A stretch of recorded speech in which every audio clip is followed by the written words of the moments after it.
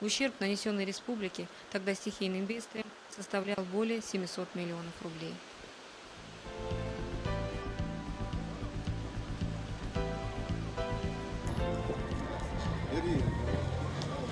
Глава республики лично руководил всем процессом. В горном селении Альгети крова лишились 300 человек. Мурат Зязиков пообещал им, что к зиме все они въедут в новые дома.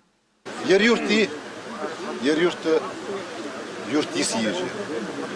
Угыз дукнах бяха, дуккай укшнах ба. Аз угзар вей уз агалдан кычада долхи. Хедерга уз халqa бяха нахби. Цан халишка да халишка низ худат. Угыз дигахч. Уж энныч.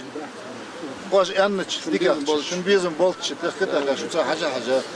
Специалист би строитель царь. Ez de möttik çok yolcu, kozış kudolcu.